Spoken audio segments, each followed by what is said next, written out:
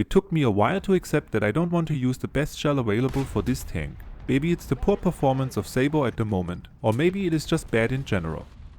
However, the moment I switched to the short NK8, with a penetration of up to 190mm, I had way better matches. Welcome to my new video that is a guide on how I recommend to play the Centurion Mark 1. Before we jump into my tips on how I recommend to play this tank, we have a look at the advantages and disadvantages, so we can find out what is the best way to play this vehicle. Let's start with the disadvantages. The Centurion Mark 1 is a British medium tank at the BR 6.0 for realistic battles. Some say it is kind of the first main battle tank you can play, and that normally means that firepower is more relevant than armor. As for the hostile guns you will encounter, you have absolutely no armor to use. There might be some situations where you will bounce a shot while your hull is slightly angled, but you can't count on that. Even when you go hull down and use all of your gun depression to maximize the turret armor, the enemy can still penetrate the top of your turret. But there is a way to fight enemies in close combat. I will show you how in the end of this video. Another disadvantage is the poor performance of the Sabre shell at the moment.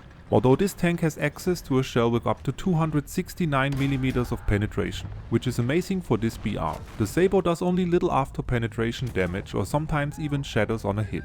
In my opinion, there is no time to take out an enemy piece by piece when you have no armor to use. But just to be safe, bring a few Sabre shells for the more armored tanks.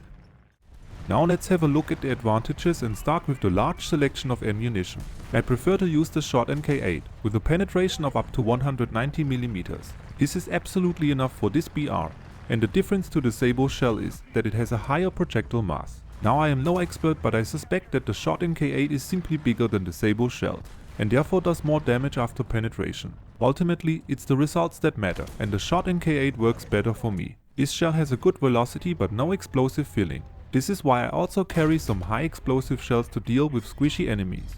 The fast reload of up to 6 seconds for an ace crew comes in handy when you have to switch between the shells, or when you have to land another hit on a target to take it out. Keep in mind that your first shot should disable the gun or take out the gunner. As mentioned, you have a strong gun for this BR that also comes with a gun depression of up to -12 degrees, and the turret rotation speed is also okay. One more advantage of this tank before we jump into my tips. Let's talk about the mobility of the Centurion Mark 1. With up to 38 km/h, this tank is a bit slower than for example the Challenger, but the really cool thing is the improved reverse speed. Finally, we can back up into solid cover with up to 13 km/h. This is huge, because it gives us the edge on the battlefield while playing this tank. Now that we know all of the pros and cons, let's have a look at my tips. Tip number 1.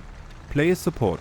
No matter if you have an up tier or down tier match, you have to play this tank as support. You bring absolutely no armor to the battlefield, and due to the solid rounds, the instant kill is not guaranteed. You can use the support routes I recommend or support from the second row. I prefer to go to a position where I can go fully tank down and only peek out of cover when it is safe to shoot on an enemy. When you get a city map, flank or stay behind teammates and support from the second row. Only attack when the enemy is reloading or can't shoot at the moment. Your good mobility helps you to peek and boom.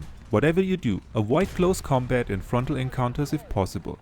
This brings me to my second tip. Tip number 2. Relocate if needed and back up. Use the good mobility of this tank to your advantage. You can not only peek and boom out of cover, but also relocate and attack enemies from a different angle. At some point the enemy will know where you are and have an eye on that position. So you want to change that because you can't use your turret or front armor to bounce shots and return fire. So you want to find a different angle to attack and surprise the enemy. But don't forget to check whether the enemy knows what you intend to do before you attack. You can also back up if needed. Check the minimap from time to time and listen for hostile engine sounds. Get out of situations where enemies will overrun your position and regroup with your team. Tip number 3. Side scraping. Well, it is not always possible to avoid a close combat situation.